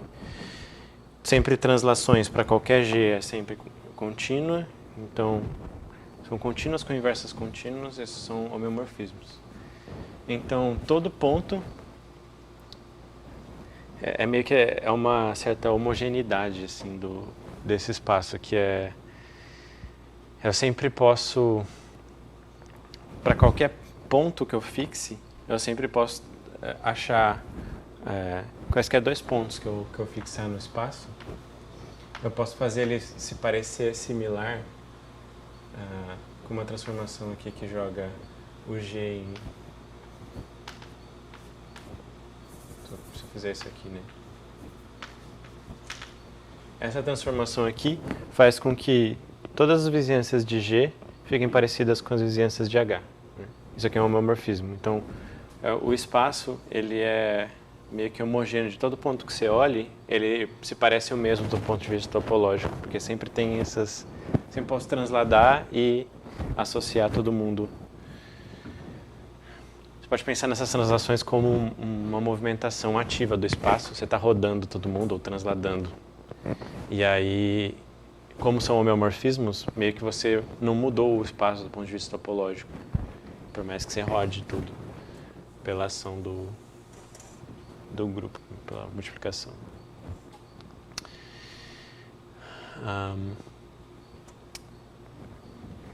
Okay. E aí...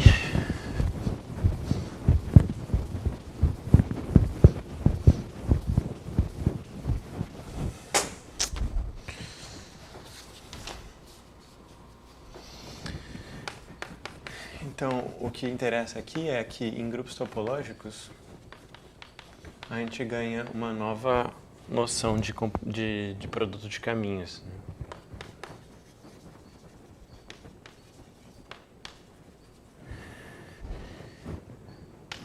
Então, quaisquer dois caminhos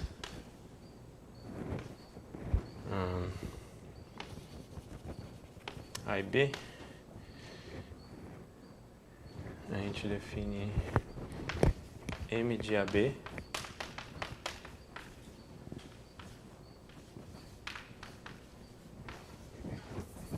como sendo o produto ponto a ponto dos caminhos.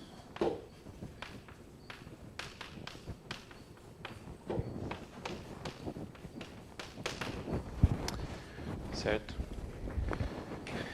Então, esse aqui é o caminho produto dos dois caminhos, ponto a ponto. Como é uma composta de contínuas, isso aqui continua sendo uma contínua, então é um caminho.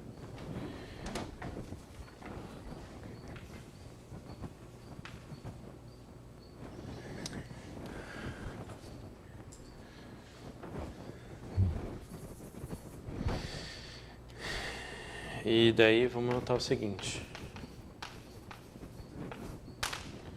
Então, primeiro ponto. se A e B são caminhos fechados, baseados na identidade, então vamos fazer assim. Caminhos fechados.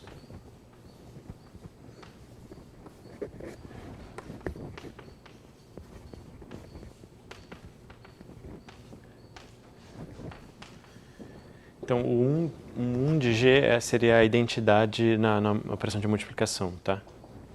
Então,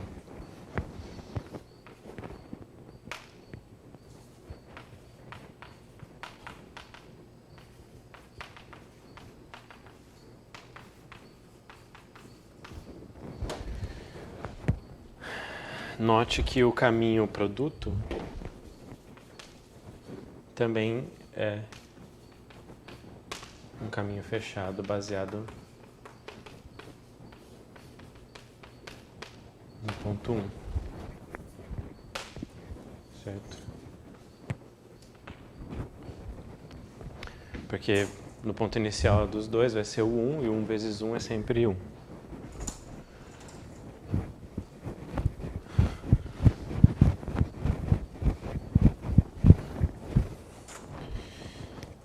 Outra coisa é que se eu faço a modificação de um laço A com o E1, isso aqui é sempre a mesma coisa que o E1 com A, que é o A. Onde o E1 é aquele caminho constante baseado no ponto 1. Então,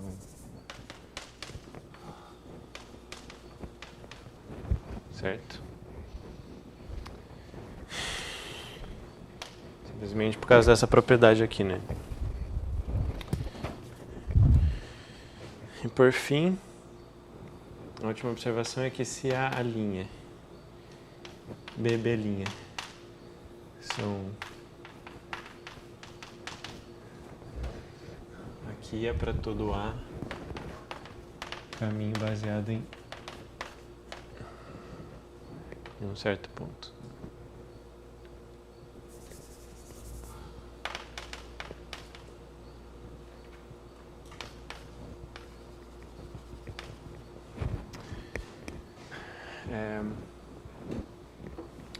Para todo o caminho fechado baseado no ponto 1, que é G, né?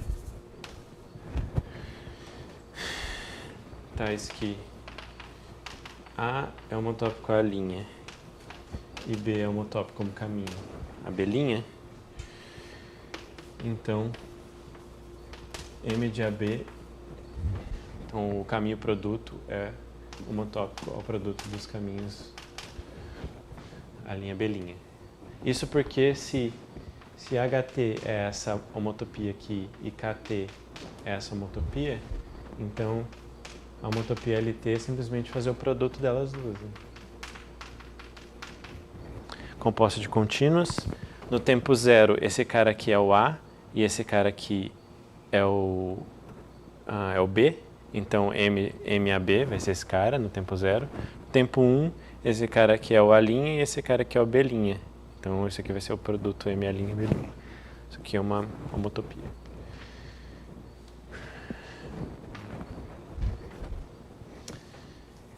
E aí, beleza, com isso daí fica bem definido o seguinte.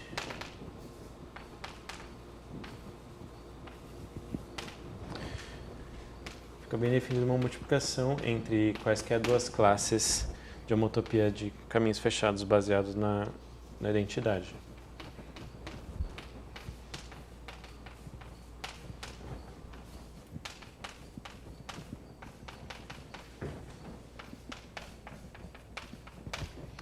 Né? Porque se eu pego outros dois representantes, A' e B' para isso daqui, e eu faço a multiplicação, a classe que eles definem é a mesma. Então isso aqui está bem definido. Então a gente tem uma nova multiplicação a nível de π1 também.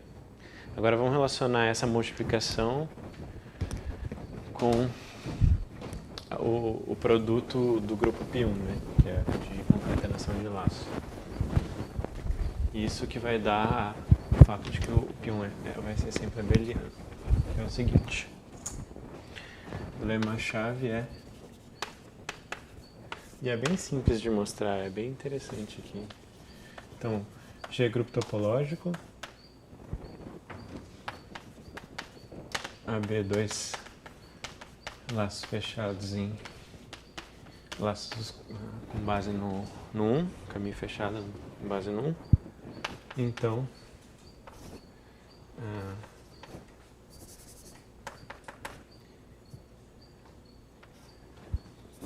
são duas coisas.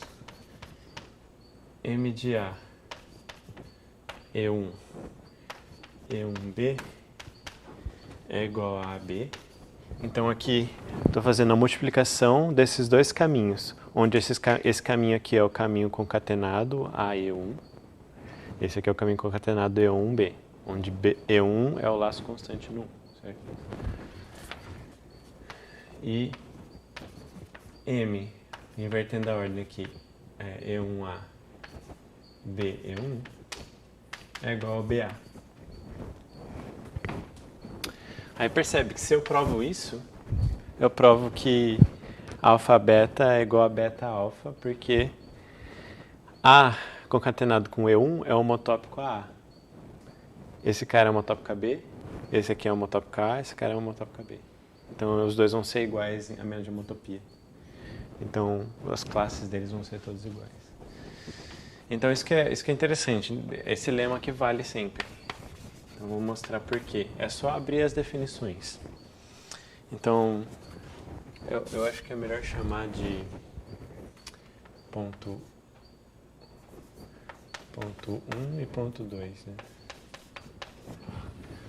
Vou mostrar o 1 primeiro. Então, para S entre 0 e meio, o que a gente tem? Então, a gente tem duas coisas. Então, M de A, E1, E1B no S é o quê? É a multiplicação, então esse caminho no parâmetro S é a multiplicação dos caminhos A e 1 no parâmetro S com E1B no parâmetro S. Só que essa concatenação num S que está na primeira metade do intervalo é o primeiro A aqui, esse cara aqui, duas vezes S, certo?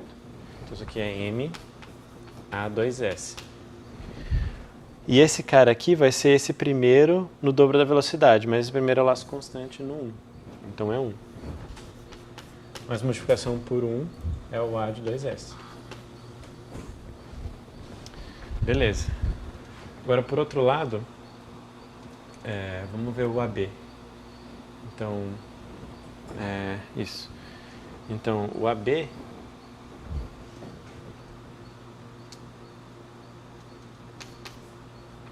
é justamente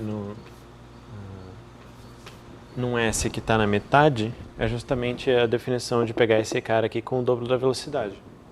Simplesmente estou usando que o S está entre 0 e meio. Então, para S em 0,5, eu já concluí que esses dois caminhos são iguais. Falta mostrar para S entre meio e 1. Né? Então, se eu fizer M de A, E1, E1B em S, isso aqui vai ser M do AE1 no ponto S. AE1 no ponto S para S na segunda metade é esse cara aqui na velocidade 2S menos 1. Mas esse cara é o laço constante. Então esse cara é o 1. Daí esse cara aqui no S, ele vai ser o segundo na velocidade 2S menos 1. Então vai ser B 2S menos 1. Como essa é a identidade, isso aqui fica B de 2S menos 1. Que é a mesma coisa que o AB no S, porque a definição desse cara é que quando o S está na segunda metade, ele é o B no 2S menos 1. Certo? Então, beleza. Isso daqui mostra a primeira parte. A segunda parte é análoga. Mas vamos abrir só para ver.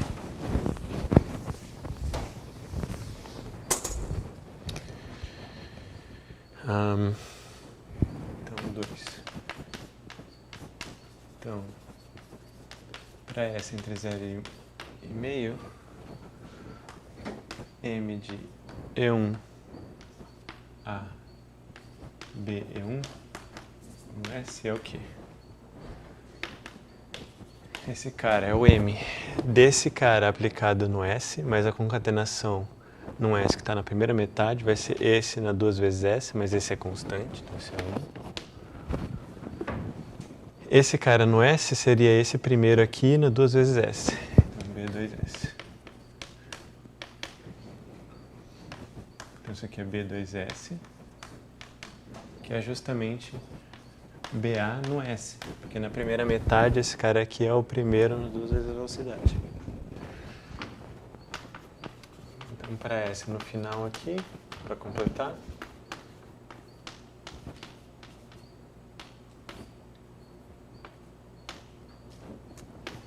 isso aqui vai ficar multiplicação. Então na segunda metade vai ser esse cara o A no 2S menos 1. E esse na segunda metade vai ser esse laço aqui, nossa velocidade, que ele é constante. Então, vamos ficar 2S menos 1, isso aqui é o BA, 1S, porque o S está na segunda metade. Então, beleza.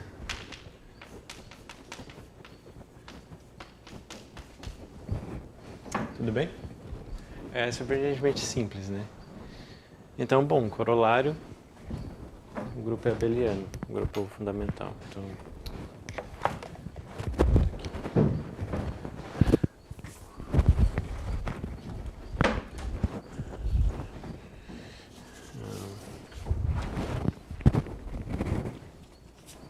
ele chama de proposição. Mas é um corolário direto desse negócio, que é 2,15. G é grupo topológico.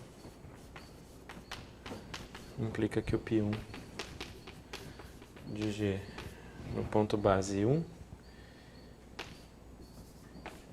e, portanto, em todos, ponto base é abeliano.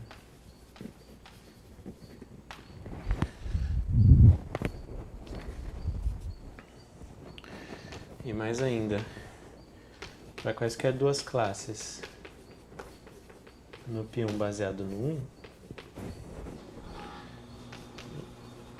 a gente tem o seguinte, que o produto das classes usual é o produto 1AM.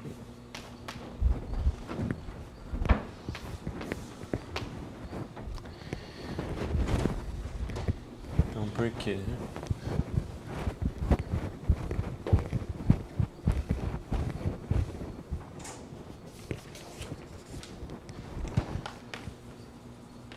Demonstração, pega A e B laços no ponto identidade. Então, o lema anterior, 2,14, né? Daqui, AB é a multiplicação de A E1 E1B. Isso aqui, como o AE1 é homotópico a A e o E1B é homotópico a B, e aí multiplicação de caras homotópicos é homotópico, então fica multiplicação de A com B. E ao mesmo tempo, o A também é homotópico a E1A, e o B é homotópico a BE1.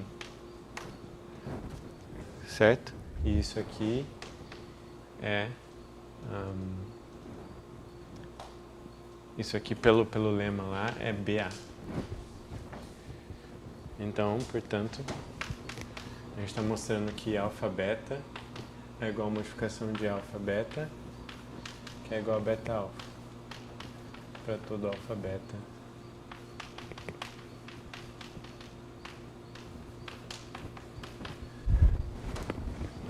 Certo?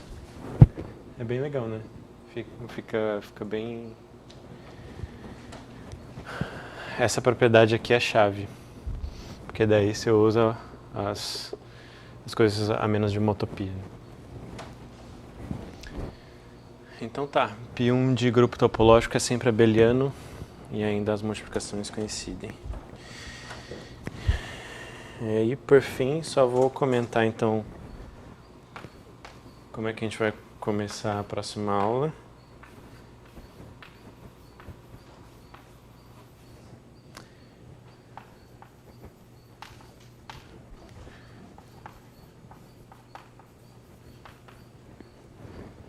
Então a gente vai para o terceiro capítulo do livro.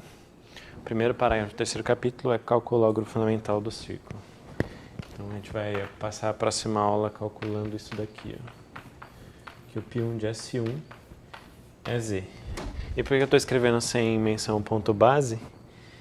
Porque S1 é um grupo topológico. A gente acabou de ver que o π1 de grupo topológico é abeliano. E quando é abeliano, os π1 são todos canonicamente isomorfos, né? E a gente vai usar esse fato, que o π1 de S1 já é abeliano. E aí, vocês lembram daquela coisa de que dois laços baseados num ponto x0, eles são livremente homotópicos, se e só se as classes que eles definem no π1 são conjugadas.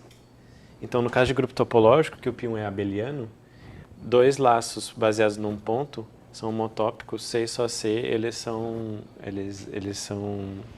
livremente homotópicos. Não tem distinção entre as duas coisas. Se eu basear na identidade do grupo. E aí, a gente vai usar isso também. A gente vai definir uma aplicação, a gente vai olhar para essa aplicação aqui, que essencialmente tem um S1 aqui.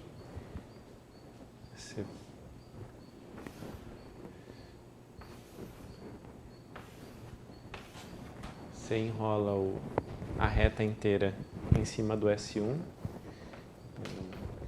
de forma que essas metades aqui, essas partes são projetadas no mesmo cara, né? A exponencial aqui.